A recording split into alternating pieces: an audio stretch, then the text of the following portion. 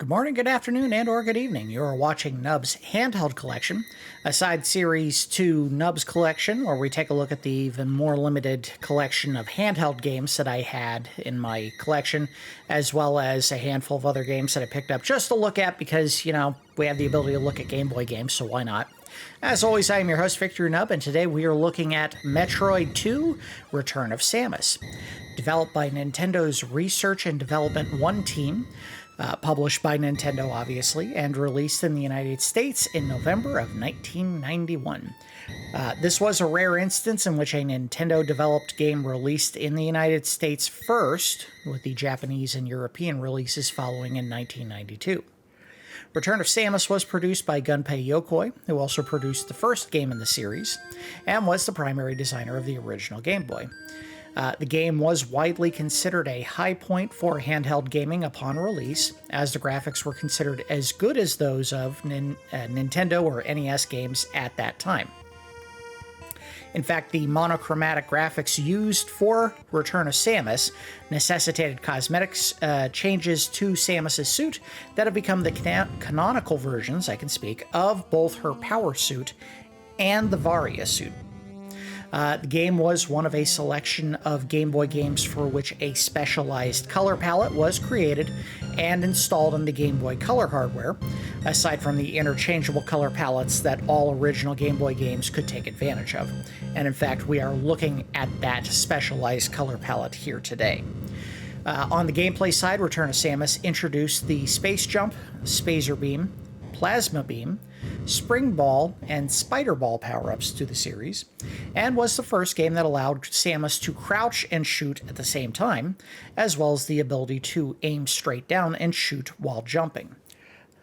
Return of Samus at one point acted as a direct sequel to Metroid, more on that in a minute, in which the bounty hunter Samus Aran, I've heard it pronounced Aran, I'm not sure which is correct, I prefer Aran, I think it has a nicer flow to it, stops the space pirates from unleashing the parasitic Metroid organism upon the galaxy. The Galactic Federation, having originally located the Metroids that kicked off the events of the first game on planet SR-388, decides to return to the planet to exterminate the lifeform and sends a team of researchers to locate and kill any that they find. The Federation soon receives an emergency signal that the research team is missing and assembles a group of soldiers to investigate. They too disappear, and the Federation resolves to send Samus to SR-388 to finish the task of eradicating the Metroids. As I said before, the game was originally a direct sequel to Metroid, or Zero Mission, but with the creation of the Prime series, there are now 5 games that occur between Zero Mission and Return of Samus. Metroid Prime 1 through 3, Metroid Prime Hunters, and Metroid Prime Federation Force. At present, Super Metroid has not been displaced as the direct sequel to Metroid 2, but Nintendo loves rewriting their own canon, so who knows if that'll actually happen in the future. I may have mentioned this in the past. My parents actually bought the original Game Boy for my sister for Christmas one year, and they bought me a Game Gear same year. The logic was that we were making a long road trip to visit family for Christmas, so this would keep us distracted during the trip. That said, they bought her the Game Boy, which came with Tetris, and Super Mario Land, the first game. They bought me the Game Gear, which I think came with Sonic the Hedgehog 2, but they also bought me the game we're looking at today, Metroid 2, which is not a Game Gear game. They expected my sister to share her Game Boy with me so that I could play my game, which went about as well as you can imagine. The reality is Sonic 2 was not my favorite game in the world, and part of that was because of that antlion boss that you fight at the beginning of the very first set of levels that we saw when we looked at that game. That was an absolute jackass boss to fight. The battery life of the Game Gear was abysmal. It took 6 AA batteries just to keep it running for like 3 to 4 hours. And frankly, Tetris and Super Mario Land are both mainstay games that I would happily play today. So mainly we just played the Game Boy during that road trip. I played the Game Gear when I could plug it into a wall to keep it running because the batteries were just constantly dying and my parents weren't going to keep buying more of them. Now, I didn't list Metroid 2 as a mainstay game that I'd happily revisit, and I will point out the issues as we get started. I could be wrong about it. I guess we'll find out. Just a quick note here in post-production. At the beginning of the game, I was messing around with the save files, and unfortunately I couldn't figure out how exactly to delete them so that the game would start fresh. So the first couple of minutes here was me fumbling with save files, trying to figure out how exactly I would be able to wipe out the data and start fresh. So there was a little bit of me playing around with instructions online, trying to figure out what I needed to do. So yeah, there was a little bit of a hitch here before it got started. I think, oh, look at this. You can go inside her ship.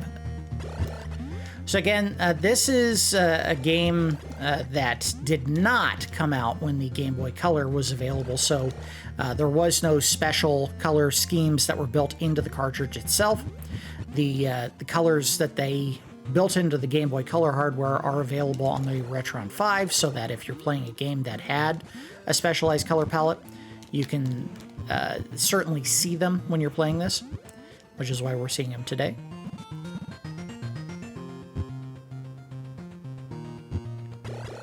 Now, one of the big problems that I had with this game when I first got it and started playing it was the fact that you don't seem to have a map. If there is a map, I have no idea how you select it. Which is a big problem because, just like the first Metroid game, the levels are very big and they're very sprawling, and you have to go through a lot of area in order to get to whatever you have to kill in the game. In the case of this game, you're given a list of Metroids that is hard set from the minute you begin the game, and the only way to complete the game is to kill all of them. You can't leave any alive. You were tasked with destroying all Metroids, and they do mean all of them, so... The other problem that I have with this game, and we'll put a side-by-side screen on, or a side-by-side shot on the screen here. They made the characters too big and the screen size too zoomed in. If you compare and contrast to both the original Metroid game and Super Metroid, you can see that there is a pretty stark difference in the size of not only the enemies, but also the blocks and Samus herself. So it seems like at some point they started building this game and they realized that they wanted the graphics to have a big, distinct image instead of the weird, all solid color suit that they gave Samus in the first game. And they realized that in order to have enough detail to make the character visually stand out, they were going to have to make it bigger, and that meant that it was going to take up more real estate on the screen if they wanted it to have a consistent image compared to the size of the blocks.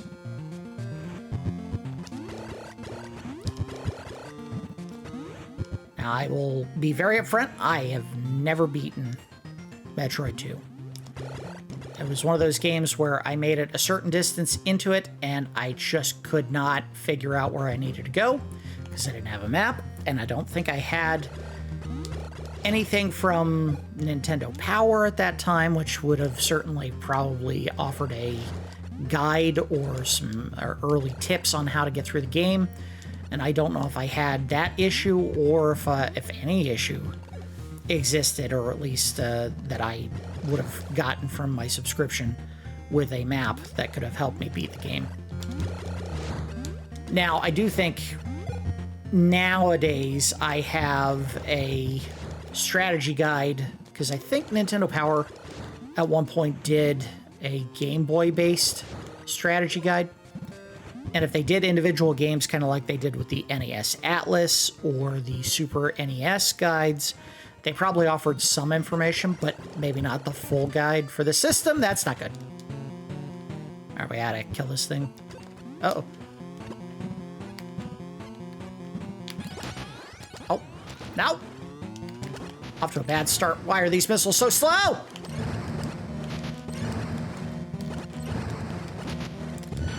Gotcha. Oh boy. Yeah, big problem with this game.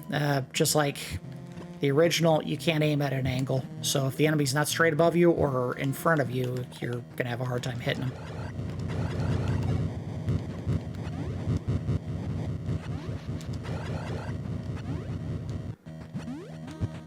Oh. Get my health back. Get my missiles back. So just like the original game, and of course Super Metroid, plenty of hidden secrets all over the world you're supposed to try to find by blowing things up. And what happened there with the Metroid erupting from its body, or at least the body that we traditionally think of when we think of Metroids, that is kind of one of the core conceits of the game, is that the Metroids are all evolving. And eventually we see a Queen Metroid at the very end of the game that is, well, pretty dramatically different from the Metroid, the Prime Metroid, which is just kind of like a big floating, I don't know, jellyfish with teeth. The final one looks like a dinosaur, basically.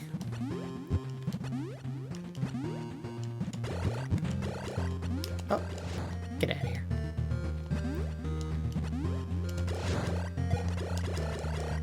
Do I know where most of the secrets are? No, I don't even know if I could tell you where any of the secrets are.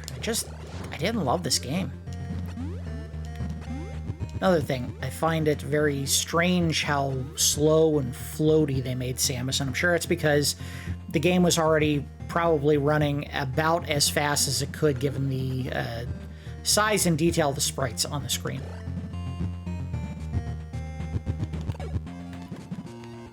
Hello. That didn't do anything for me. Unless there's something I can shoot above me. Nope, sure isn't. See, this is why I think I'm... Oh, okay. There's a save. Cool. That's right. There is a battery backup for this game. So that is how you save. I thought there was a morph ball somewhere down here you had to pick up, but apparently I start with it. So whatever. But then again, I don't think we would have seen that first Metroid if this was a save file, because I'm sure I would have killed it, or whoever had the game before me. This is not the original copy of the game. I have no idea what happened to that. It's one of those things where when I got older, I think the Game Boy ended up in the possession of one of my nephews, and he was kind of an oaf and did not know how to take care of his toys, so I doubt it even works if he knows where it is at this point. Owie! Oh, get out of here. Ah, come on, I didn't touch you. Really needed an E-tank. Bad.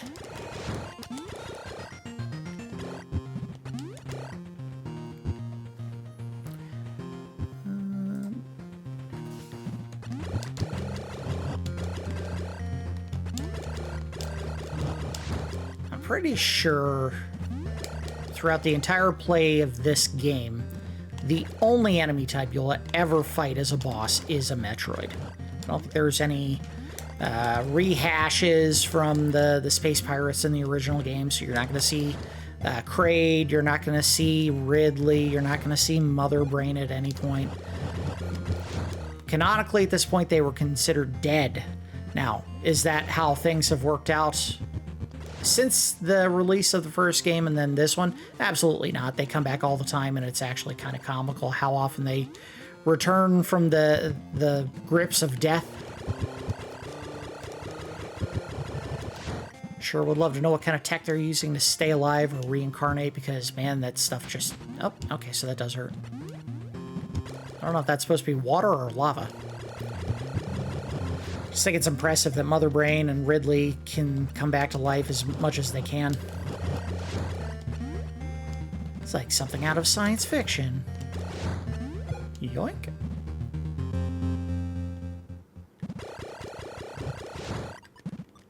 I think that music meant we just entered a new zone.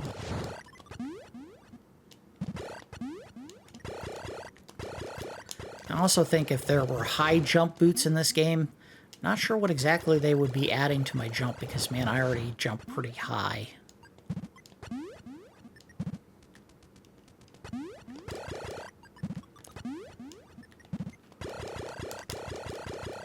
Oh, nope. Gotcha. Just let it go.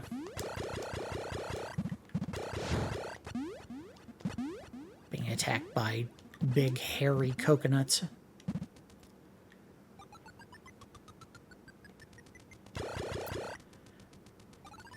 I will say, of course, the color palette's going to be about as limited as they could get based on the fact that, you know, they had to limit what exactly they were putting onto the onboard hardware storage for the Game Boy Color, but I think they got the color scheme for Samus, correct? The background absolutely should be black. That was a really big thunderbolt I just heard outside. The blue, I don't know if I love it so much. Again, if we're comparing this to the color scheme that the game would have had originally, which would have been shades of olive green, this is obviously a better choice. Or I guess if you had a, what was it, Game Boy Micro, the color scheme may have been more of a true gray and black, but yeah, this is a clear improvement, even if there are still some things that maybe aren't so great about it. A lot of blue. A lot of blue in this game.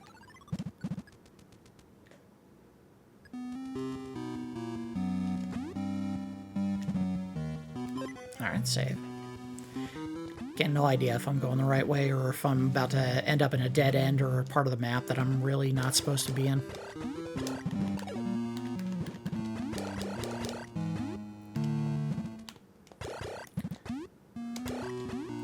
The thing that always struck me about not only the original Metroid, but, well, this game as well, is the fact that I always get that buyer's remorse when I'm searching the map.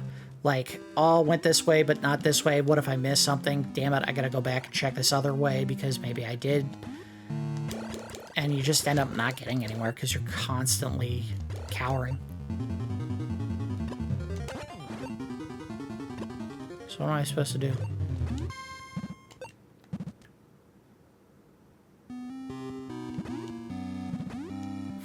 Am I supposed to do something here?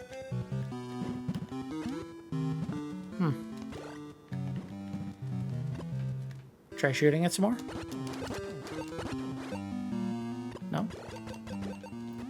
I don't know what I'm supposed to do there. Leave the screen, maybe something happens when I come back?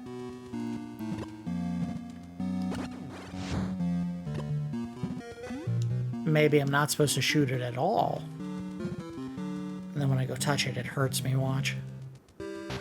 Yeah, I knew it. What the hell was this? What was the point of this?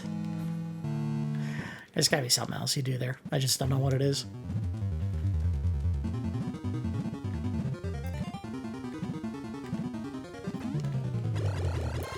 I might not be paying too much attention to this, but I don't know if I've seen any enemies dropping missiles. They've dropped health, which is good, because you definitely need health a lot. Hello, missile door. Ooh, it straight up exploded. I hope that's health. Bombs, cool. I bet that's how you blow up whatever that thing was on the wall. I also bet that is a way to get in underneath here.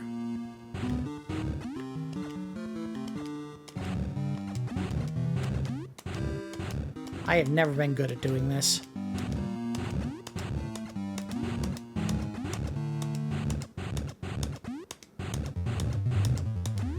And yet I'm doing it seemingly without any issue whatsoever right now. Weird. Oh man, come on. You can see it. It's right there. Oh, there we go. Health. Missiles. Eh. I'd rather have health.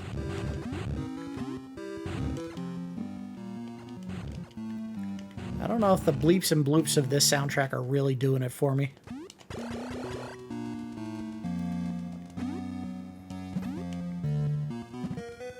I'd really be excited if we managed to find a weapon before we left the game today.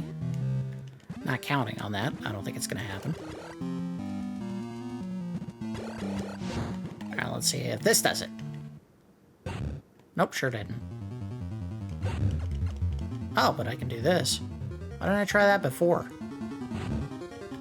Oh, because you had to blow that up. Health! Yay! So how do they do it on the screen here? Are they going to just put a block next to my... Yeah, that's exactly how they did it.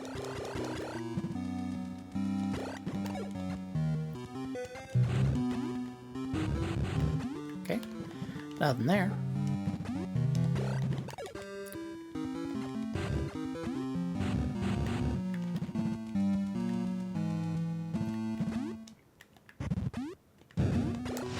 Get out of here. Such a weird detail to have these robot mouth things that you can shoot and then they just stay there and act as like a permanent feature on the wall.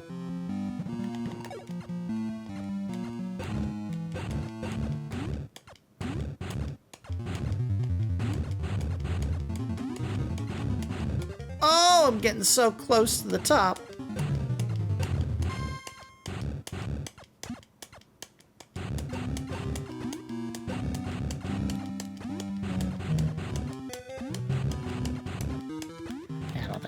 To that.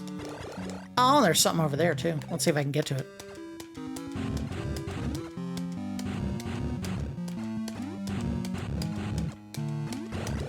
Oh, I got up.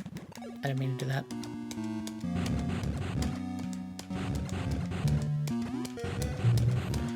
I'm tickling it. I'm within reach.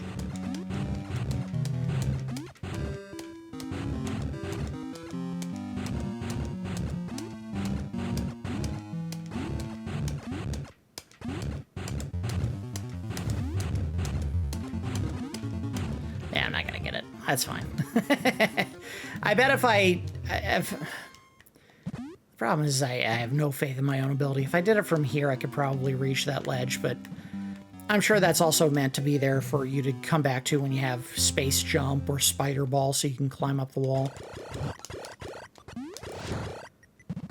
This also does nothing to help with the sense of direction in the game. Is this room just looks like the last room. Doesn't mean it is the last room, it just feels like the last room. Obviously, we're coming up on another Metroid. And then this was kind of your progression gate there, the ability to get through that little opening. Uh-oh. Oh! Uh-oh. Can I go this way? Sure can.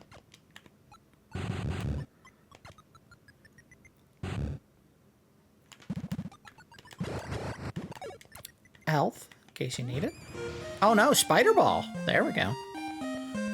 Thought that was just a big health thing. So, I don't know how that works. Guess we'll find out in a second here.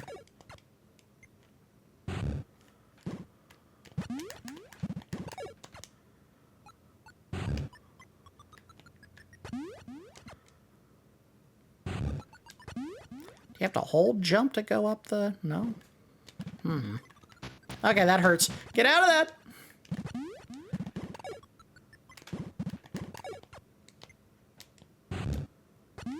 I have no idea how that works.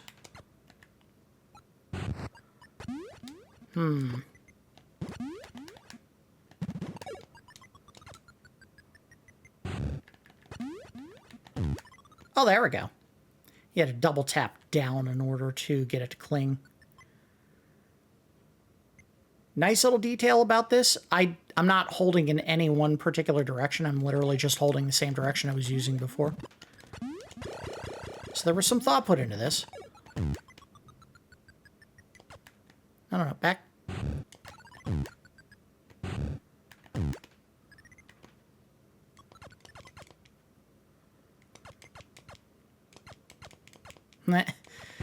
I'm scrolling out the screen before they can blow up, so they're not blowing up at all. That's what I thought. Can I blow up all that? Oh! I shouldn't have done that.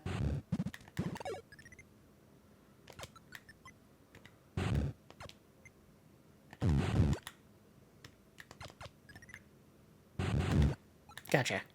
Alright, cool. No, go, go, go, go. There we go.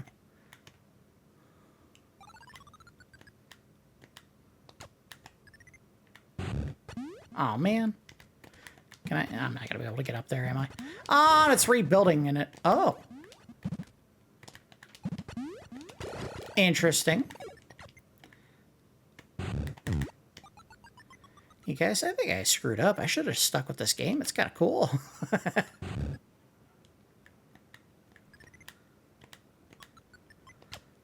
I cannot dismiss the possibility that I was just a stupid baby and couldn't figure out the game. This definitely would have come out before Super Metroid. So it is entirely possible I just didn't understand how to play the game. There we go. Let's get over here. Blow this up.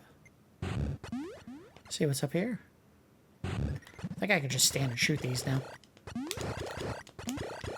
Alright, well, that did nothing. There was nothing there. Moving on. I think I can climb up the walls here now. Easy way to find out. No?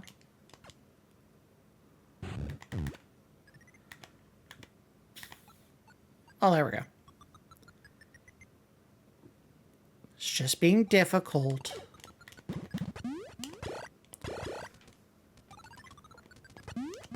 Oh, there we go. Ow! Ooh! Uh-oh. Come on. Get him. Get him. Get him. See ya.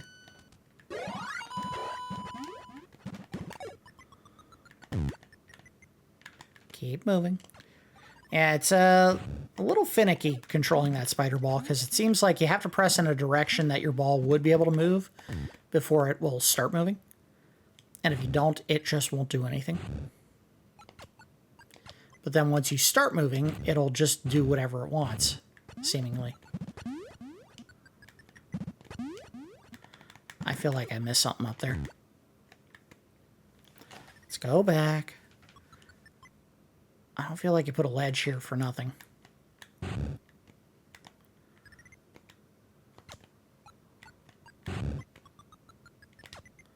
Come on. Oh, alright, whatever. There's other places we can go. For example. Aw, you can't do that, can you? Nope, couldn't get it. Wait a minute, can I... I mean, I gotta try. Can I go all the way around?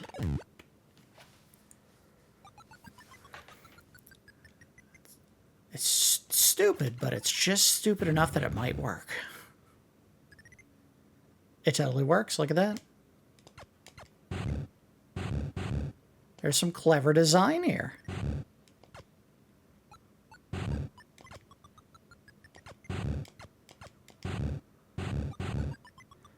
What is this taking me to? Probably nothing.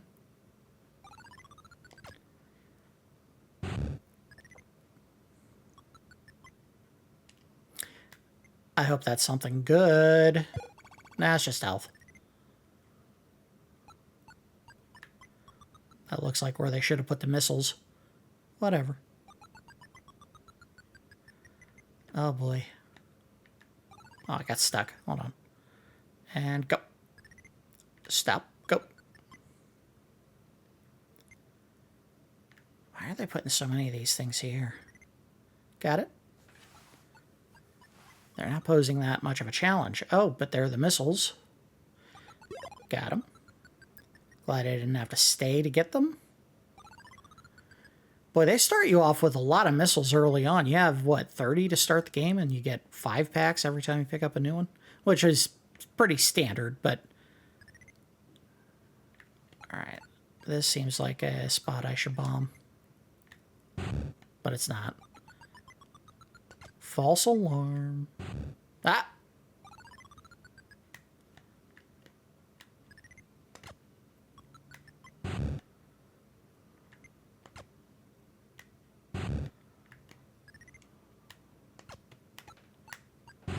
No! Oh! All right. Almost lost everything.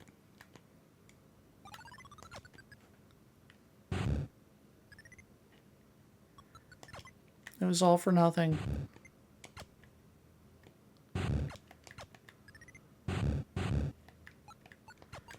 All right, so what did this get for me? Did this get anything? What did I accomplish here?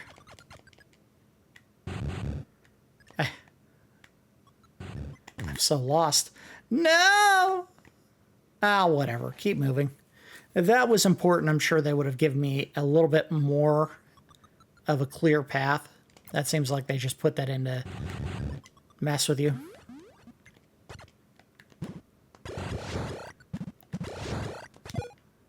Oh, get away! Oh, damn it. Ooh.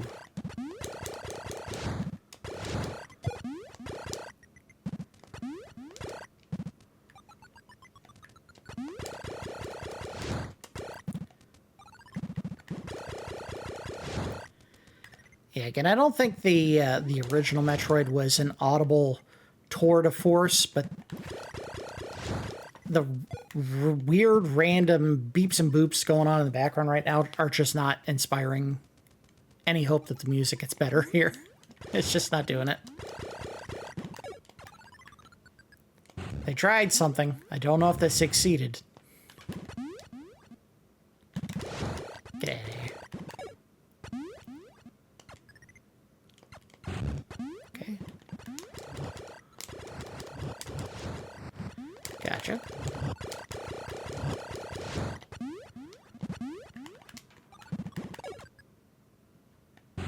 Nope.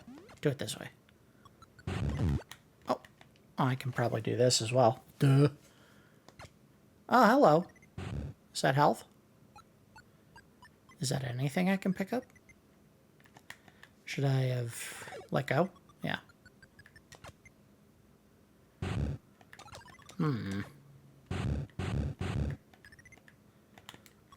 Aha.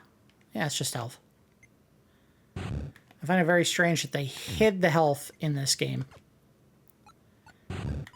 Like, you can't just pick it up like normal. You have to find it in weird spots.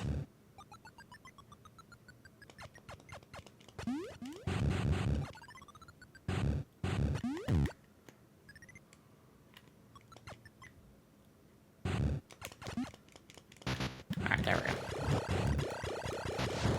Okay, stop getting hit.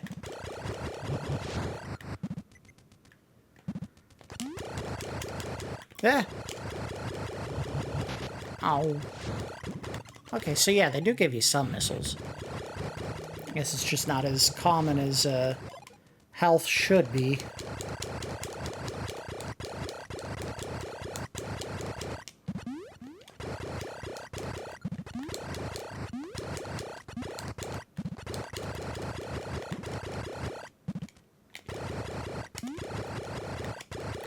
Maybe this is what they were going for, maybe it isn't, but it looks like I'm just shooting snow.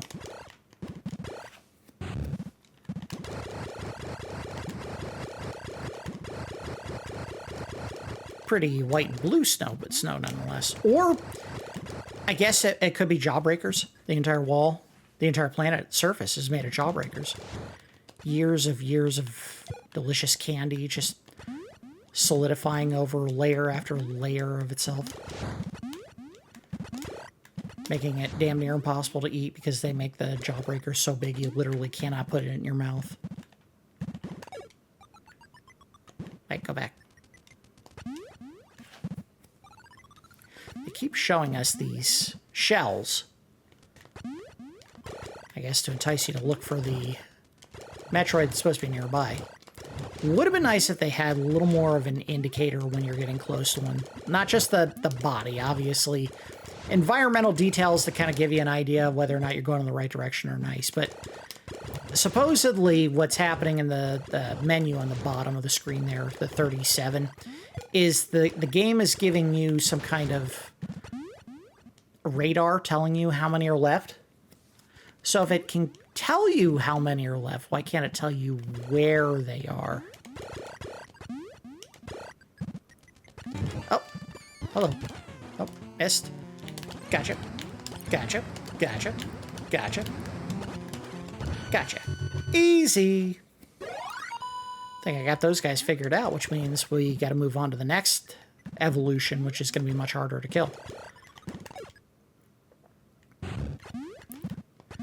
Far Cry from the originals that required you to freeze them and then hit them with 5 missiles in order to kill them. Here, you don't even need to have the freeze gun. You just kill them. All right, we're going to move until we find the next Metroid, I think, and then we'll go ahead and call it an episode. Whatever that is. If it's just another one of those little baby precursor Metroids that look like a worm that got eaten by a single-cell organism or vice versa. Or, you know, one of the cooler ones that is a little more evolved.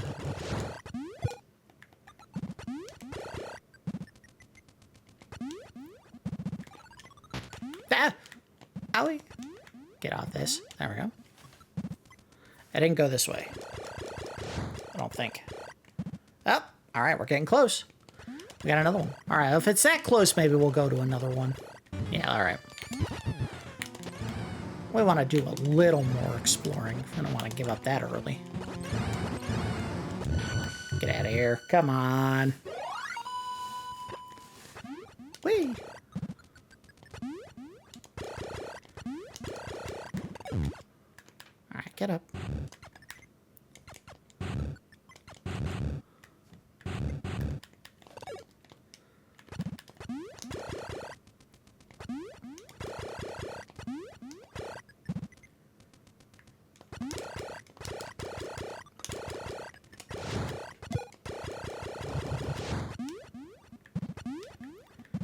Yup.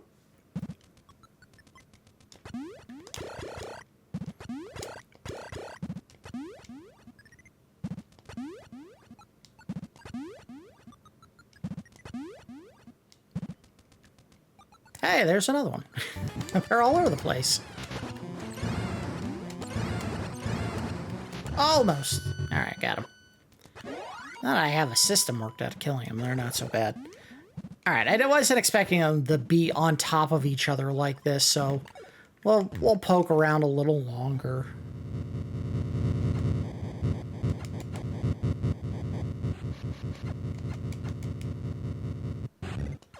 Clearly, that's meant to convey progress that has taken place. I imagine that's a part of the map that we didn't have access to before, and now we do.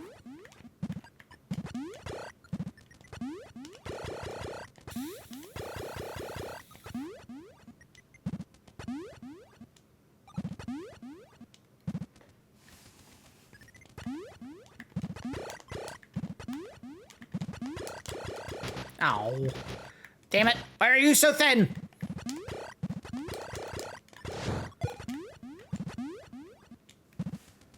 That's what I say about those Thin Mint Girl Scout cookies. Why are you so thin? They're not satisfying to me. I need a thick mint. I'm going to make Dude Scout cookies. One of them's just going to be thick mint. Screw these tiny, thin wafer cookies. I want a big man cookie of mint.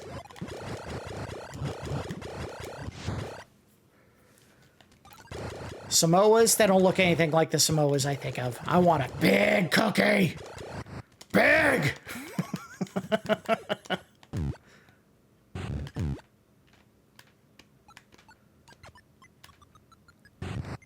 Yep. Get up there before... Ah, damn it. There we go.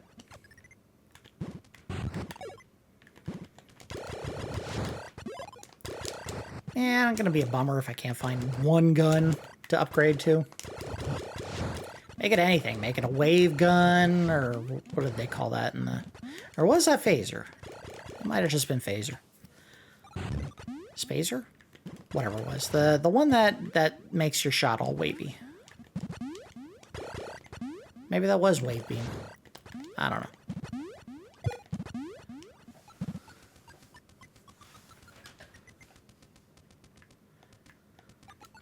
Keep tracing. I guess we're going in a clockwise manner with the map right now. Although there was an area where we couldn't go up, so maybe we want to go up. So we need to climb the wall.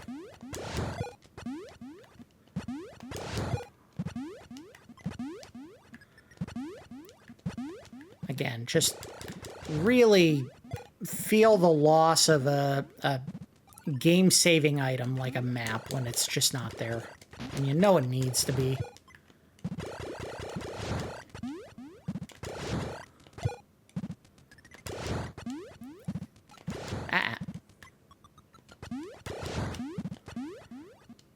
See?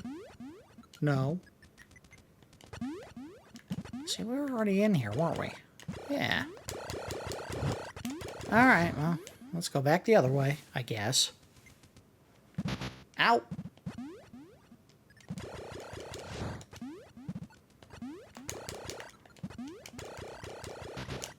Damn. It always goes low.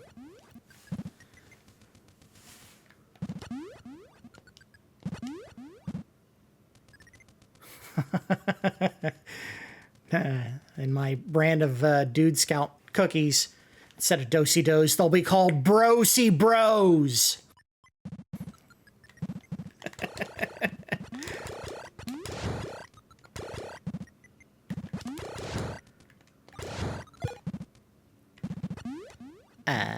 We'll try this way? I don't know.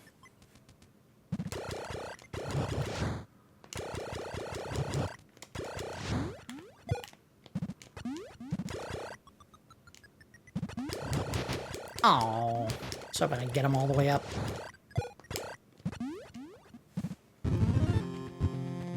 All right, we're back to. Wait a minute. Wait. Was the top of the room this way, the vertical room, where I couldn't get up because I needed to have the spider ball?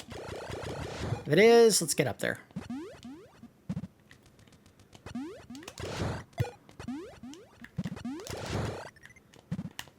No! Well, there goes that health. Kind of disappointing they don't give you the big health. Maybe that only came about in Super Metroid. But the bubbles of health, that would give you like 20 instead of just 5. Yeah, alright. Maybe it is this way.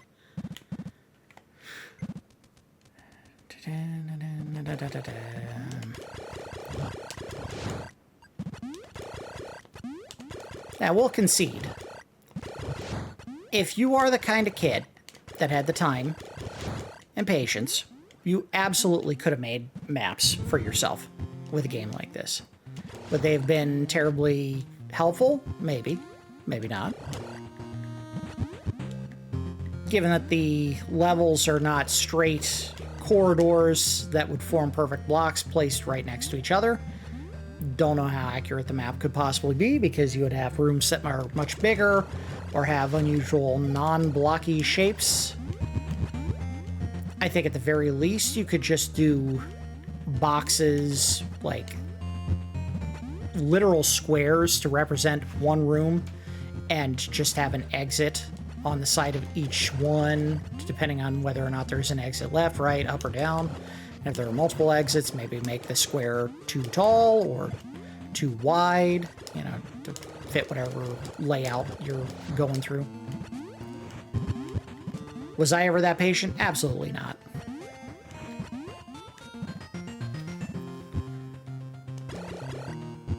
I'm gonna make it all the way back to the ship and have nothing to show for what I've done. I killed 4 Metroids, 5? However many. And then just said, I don't want to do this anymore. See, we've already been this way. We'll save, whatever.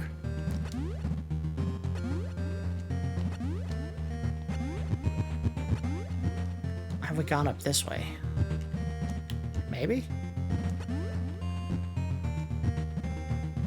Oh, wait a minute, wait a minute. Did we drop in here, go left? Or was left where we came from to get into the map? We're gonna keep going this way until we run into something.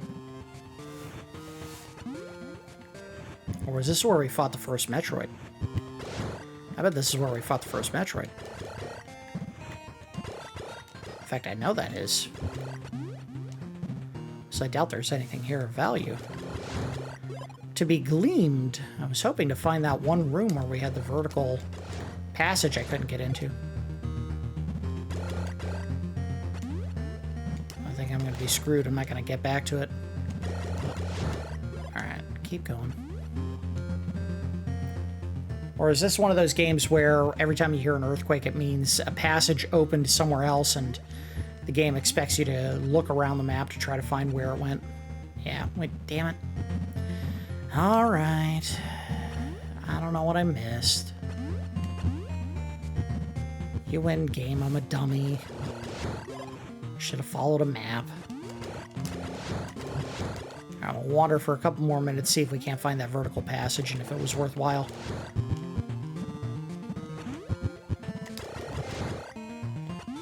Just assume up.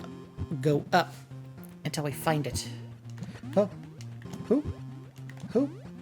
Who? Who? Don't think there is any wall jumping in this game that didn't have that technique yet. Something that came about in Super Metroid, so there's no bouncing off of walls by just kicking off of them. Bomb jumping, absolutely a thing. Obviously, I don't have great timing for it, so I wasn't getting it right, but doesn't mean that it wasn't possible, just means I'm not good at it. Is it possible it was up here?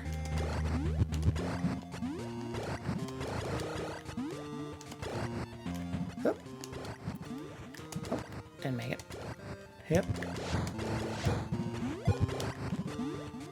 Got it. I don't think this is it.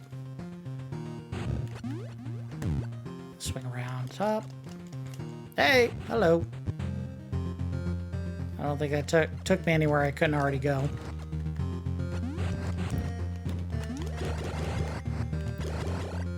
I think I'm just making my way back to the ship at this point. We've been through here before.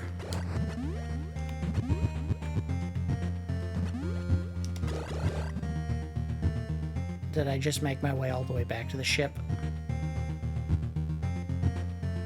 If we did, we're going to stop there.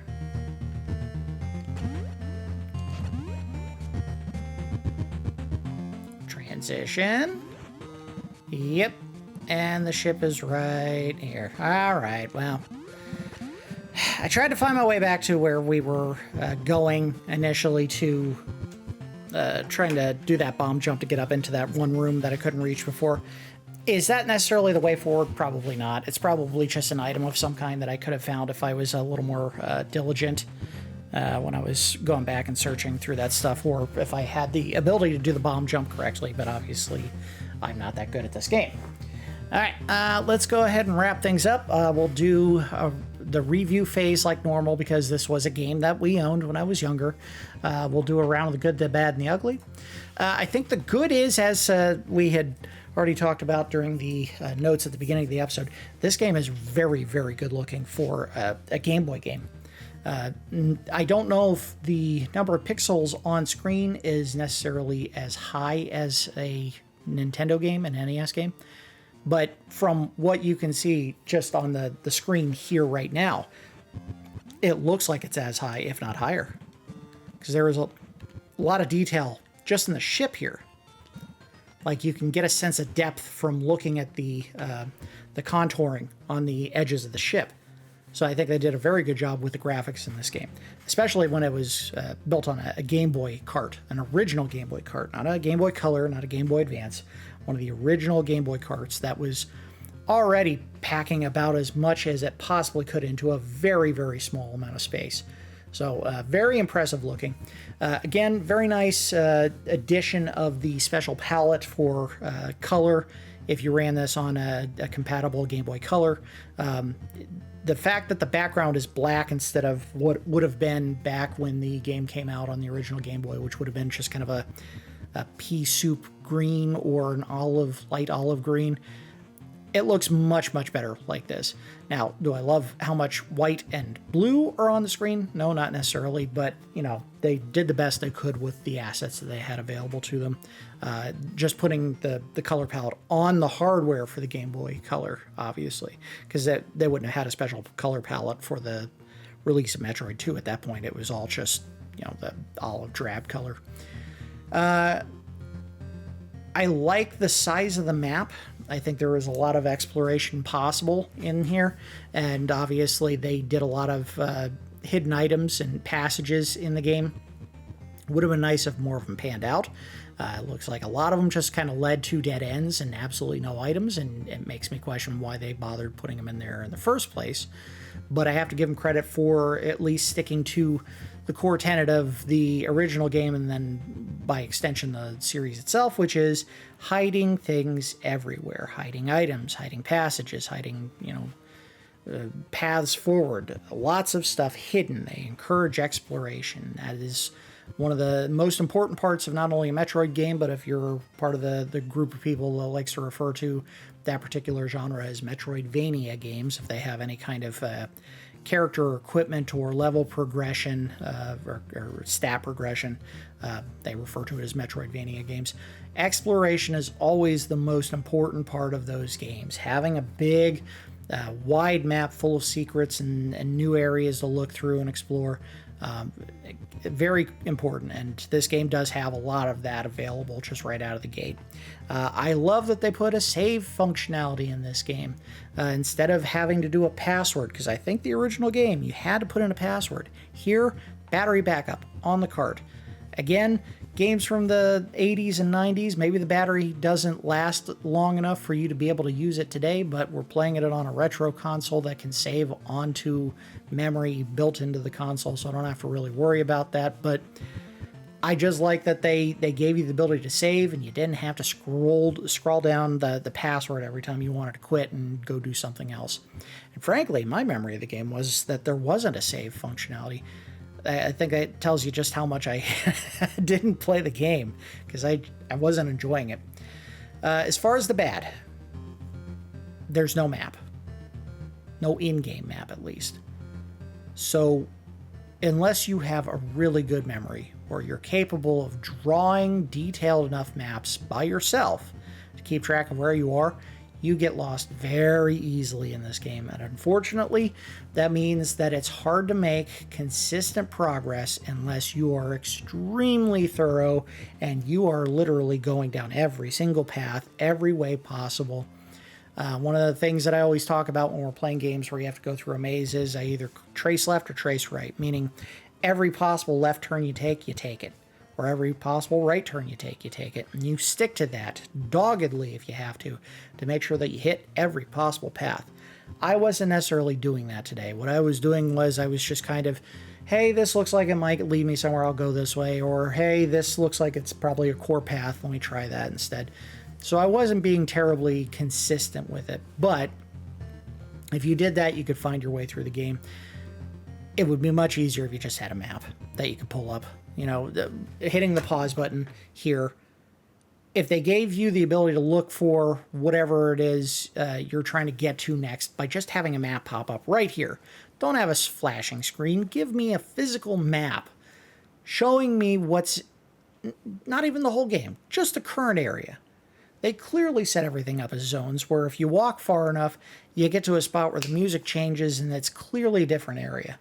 They could have put that in the game, and for whatever reason, it just never dawned on them this early on that a map would make all the difference in the world in figuring out where you are right now and where you're supposed to go. So it's a very big disappointment, and I think one of the biggest drawbacks. Again, for as pretty as the graphics are in this game, it feels very zoomed in on the action. Too zoomed in on the action. The big knock against this game by comparison to the original Metroid is the original Metroid had more capable of being shown on screen than this game did. The graphics were prettier here, but you could see less of them while the action was taking place. In the original, there was room for way more characters and blocks of room, and Metroid, or the Samus rather, was smaller. Yes, there was less detail, but Samus wasn't taking up what looks like at this point maybe a third of the screen height-wise. A smaller figure, but that meant there was room for more detail on the screen itself in the original game. So I don't love how zoomed in it is. It makes it feel like the action is a little bit too close for comfort, especially when you start fighting against the Metroid bosses. The music kind of sucks. It's not very good. It really isn't a great exemplar of the kind of audio that was capable on a Game Boy, or maybe it is a good exemplar of the kind of audio that was capable of the Game Boy, because other than the main theme that you hear while you're outside of your ship here, most of the other areas were just kind of weird bips and boops, and they really didn't make the areas feel spooky or atmospheric or spacey or sci-fi. They just beep, beep, beep, boop, boop, boop. And like, that's not music. That's just someone falling asleep on their keyboard. As far as the ugly, I kind of wish, well, yeah, I guess I wish that they had chose a different color other than blue and white for the Game Boy color palette for this game. But that's, again, the uglies are always nitpicky things. I think it's just too white and too blue. Unfortunately, would have been nice, and I know this is probably going way further than they were going to ever go for regular Game Boy games that didn't have the extra palettes. Would have been nice if they had mixed in some green or orange or red. Obviously, Samus is already yellow and orange, so maybe orange wouldn't have worked out so well, but if everything is blue and white, it's really hard to tell where you are in the game world. And the audio is only kind of helping, but everything kind of looked very samey as you were wandering around. Other than that,